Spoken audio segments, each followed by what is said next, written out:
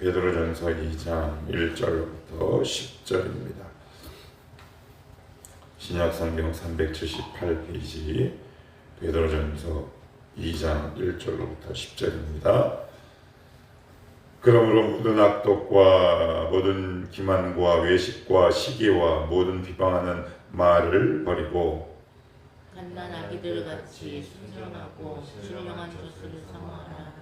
이는 그로 말미암아 너희로 구원에 이르도록 자라게 하려 함이라.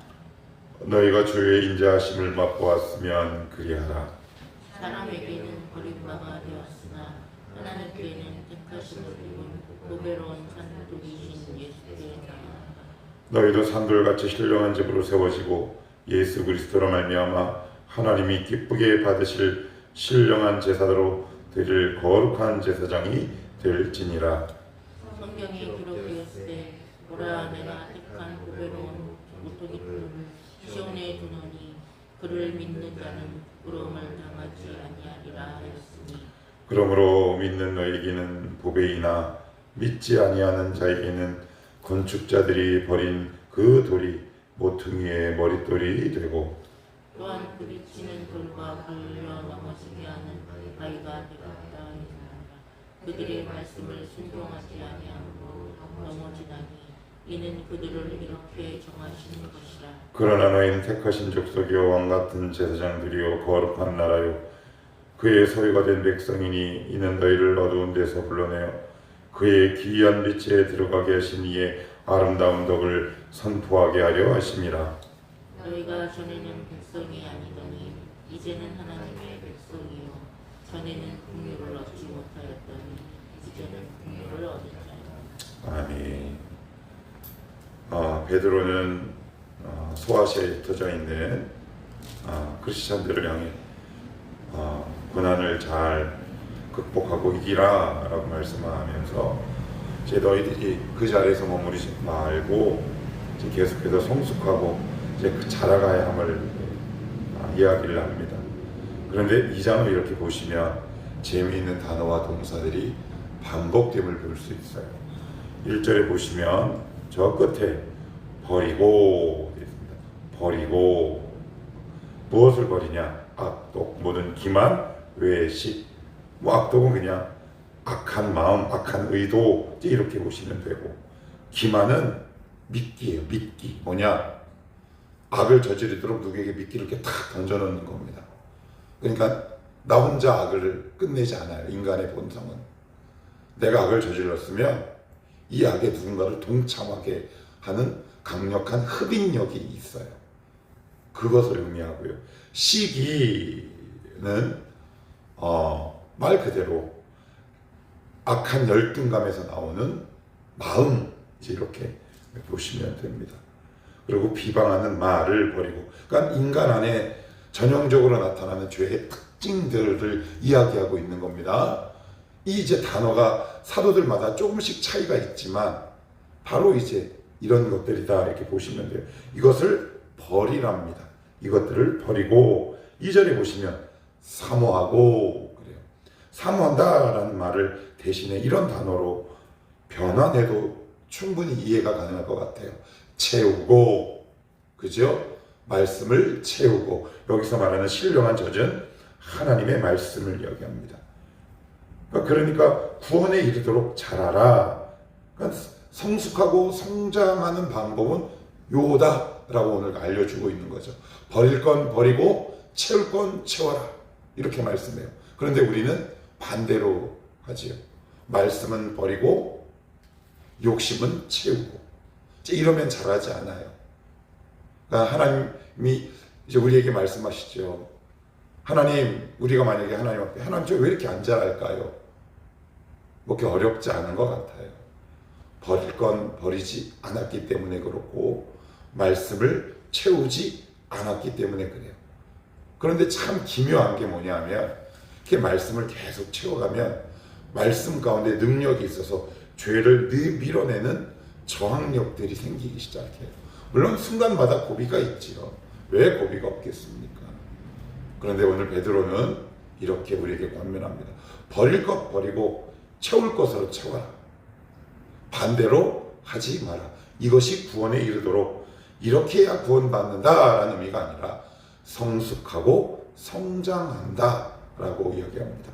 그리고 나서 이 인간의 전형적인 모습에 관해서 베드로는 고발 아닌 고발, 고소 뭐 이런 내용을 계속해서 증언하고 있어요. 4절 보시면 사람에게는 버림바 되었으나 하나님께는 택하심을 입은 보배로운 산돌. 누구요? 예수. 사람에게는 어떻게 해요? 버림받고 하나님은 취하시고. 이게 믿음이 뭐예요? 은혜가 들어가면 뭡니까? 하나님이 취한 것을 나도 취하는 거죠. 하나님이 취한 것을 나도 취하게 되는 거예요. 그러니까 은혜란 어렵지 않은 것 같아요. 하나님이 취한 것을 내가 취하는 거예요. 하나님이 좋아하는 것을 내가 좋아하는 거죠. 하나님이 취하고 택하고 좋아하신 게 누구냐? 바로 예수 그리스도죠. 예수 그리스도를 말씀이다 그러잖아요. 왜 우리가 은혜를 받아야 하느냐? 이 은혜가 없으면 우리도 믿지 않는 사람들과 똑같은 행동을 반복해요. 하나님의 은혜를 자꾸 버리죠. 자꾸 버립니다. 그리고 엉뚱한 것을 자꾸 취해요. 그 결과 우리의 마음은 강팍해지고 사나워지고 그리고 불순종에 이르게 되는 거죠. 우리는 다 옛날에 이런 사람들이었다라고 얘기합니다. 사람에게는 버림받은 사람들이 버린 거 왜 버려요? 쉽게 생각하시면 돼요. 사람들이 길거리 가다가 뭐 버려요? 쓰레기. 예수가 우리 주님이 사람들에게는 쓰레기처럼 보이니까 버리죠. 만약에 보물이라면 길거리 버리겠습니까? 어떻게 해서든지 집으로 끌고 가지? 왜 우리가 쉽게 은혜를 버리겠습니까? 왜 우리가 쉽게 하나님을 떠나겠습니까? 하나님 더 이상 나에게 보물과 보석이 되지 않는다 라고 생각이 들었기 때문 아닌가요? 뭐 다른 이유가 여러 가지 많지요. 그런데 그 본질은 그 한 가지 아닐까 이런 생각 듭니다. 사람에게는 버림바 되었으나 하나님은 택하신 분. 사람들에게는 쓰레기 취급을 받았지만 우리 성부 하나님께서는 존귀한 아들이신 예수. 그것이 바로 은혜의 시작이요. 은혜란 소중한 것을 알아보는 눈. 이것을 날마다 회복해가는 우리의 삶. 바로 이것 아니겠냐고요. 그러면서 뭐라고 얘기하냐면 7절에도요. 같이 한번 읽어봅시다. 시작. 그러므로 믿는 너에게는 보배이나 믿지 아니하는 자에게는 건축자들이 버린 그 돌. 사람들이 왜 버립니까? 이 돌을 왜 버렸어요? 쓸모가 없다. 모퉁이 돌, 정초입니다. 여러분들 건물에 가면 모퉁이 돌이 이렇게 딱 있습니다. 거기에 뭐라고 써있냐면 언제 공사를 시작했고 언제. 굉장히 그 건물을 상징하는 중요한 거죠. 교회를 상징하는 정초가 바로 예수 그리스도 아닙니까? 근데 사람들은 그것을 끊임없이 버리고 있는 거죠. 믿는 너희에게는 보배. 예수 그리스도가 보배가 되십니까? 그런데 우리도 인간이라 가끔은 제가 1절과 4절, 5절에서 언급했던 것처럼 왜 주님을 떠나고 싶은 마음이 순간순간 들 때도 있다 없다? 있지요. 왜 없겠습니까? 우리 주님, 우리 연약한 걸 아시죠? 그럼 그렇게 하면 그럴 때는 어떻게 하면 좋을까요? 언제 떠나고 싶으세요? 저는 하나님 나를 사랑하나? 라는 회의가 들 때 그런 것 같아요. 왜 우리 그렇잖아요. 그죠? 우리 애인이 날 사랑하나? 우리 남편이 날 사랑하나? 우리 배우자가 날 사랑하나? 갑자기 제가 이야기를 왜 하냐면 9절 한번 보시겠어요? 그러나 너희는 택하신, 너무나 유명한 말씀이죠. 그죠? 그러나 너희는 택하신 족속의 왕같은 제사장들이요 거룩한 나라요 그의 소유가 된 백성이니 이면 너희를 어두운 데서 불러내어 그의 어디요? 기이한 빛에 들어가게 하시니 아름다운 덕을 선포하게 하려 하십니다. 기이한 빛이 과연 뭘까요? 기이한 빛이 과연 뭘까요? 여러분 이게 혹시 보이세요? 기이한 빛이? 저는 잘 안 보여요. 그럼 이 빛을 어떻게 보면 될까요? 우리는 왜 이 빛이 있다라고 베드로는 꼭 본 것처럼 이야기하는데 왜 우리는 안 보이냐는 말이죠. 이유가 있더라고요. 말라기 선지자가 어느 날 하나님께 따집니다. 주님, 우리가 주님을 믿은 대가가 결국 이겁니까? 하나님 앞에 변론해요. 우리 주님은 성도들과 변론하는 거 되게 좋아하세요. 이사야서에도 뭐라 그래요? 변론하자. 나의 사랑이 너희가 깨닫지 못하니 오라 나랑 변론하자. 그럼 변론하죠. 그랬더니 하나님이 말라기를 그 앞에 탁 두시고 이렇게 말씀하십니다. 내가 에서를 미워하고 야곱을 사랑하였다. 이것까지는 큰 감동이 안 돼요. 왜요? 그래서 멋졌다고요. 왜요? 그 하나님의 사랑이 우리에게 체감되지 않기 때문에. 그런데 창세기를 가서 읽어보시면 상황이 다릅니다. 한번 제가 예를 들어볼게요. 에서는 장자권의 축복을 뺏겼어요. 그런데 잘 살았을까요? 못 살았을까요? 기가 막히게 잘 살았어요. 어느 정도로? 우리 주위에 살펴봤죠. 33장에 보면 야곱의 뒤를 추격한 에서의 장정 몇 명? 400명이었어요. 그러면 에서에게 땅이 있었을까요? 없었을까요? 있었어요. 부인은요? 있었어요. 다 가졌어요. 그리고 천수를 누리고 죽었어요. 반면에 야곱은요? 에서에게 쫓기고 말년에 어디에 가서 그의 몸을 의탁합니까? 누가 더 사랑을 받은 것 같습니까? 에서죠. 그런데 에서에게는 딱 한 가지가 없었어요. 뭔지 아세요? 하나님의 개입으로 인한 거룩함이 없었어요. 그것을 하나님은 사랑이다라고 얘기해요. 근데 우리가 생각하는 사랑과 하나님이 우리를 사랑하는 방법이 너무나 다르다. 그래서 우리는 잘 체감되지 않는다. 그래서 이 빛이 아니라 어둠처럼 느껴지죠. 그죠? 빛으로 느껴지십니까? 저는 어둠으로 느껴지더라고요. 야이씨, 막 이런 분노도 때로는 치밀어 오르고요. 화도 나고요. 이게 무슨 빛이야? 이게 무슨 사랑이야? 그런데 하나님은 빛이랍니다. 사랑이랍니다. 관심이랍니다. 제가 예전에 슈룹인가요? 맞나요? 김혜수 씨가 주연하는 왕비. 제가 거기서 인상 깊게 본 장면이 있습니다. 어느 날 이분이 왕비가 이렇게 탁 마을에 가다가 웬 양반이 어떤 여성 노비와 이렇게 대화하는 장면을 탁 봐요. 그러니까 이제 나쁜 짓을 하는 거예요, 몸에다가.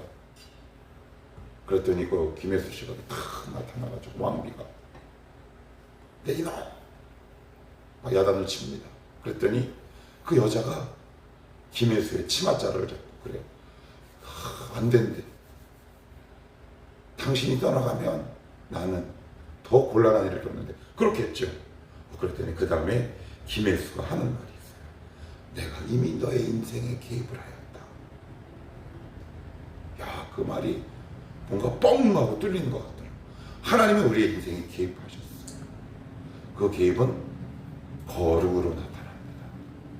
그래서 여러분, 하나님의 사랑이 내 눈에는 어둠처럼 보일 때가 있어요. 괴로운 것처럼 보일 때가 있습니다. 그럴 때 어떻게 하시라고요? 하나님 앞에 따지십시오.